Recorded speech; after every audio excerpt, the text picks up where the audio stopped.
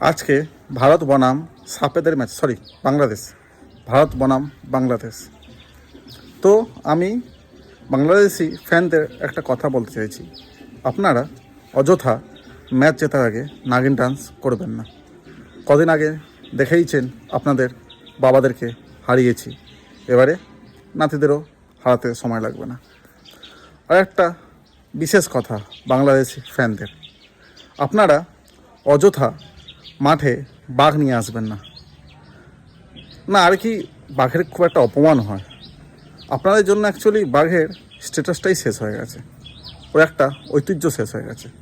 Please বাঘের কথা ভেবে বাঘকে সম্মান করবেন, আর আপনাদের সাথে বাঘকে ম্যাচ করবেন না।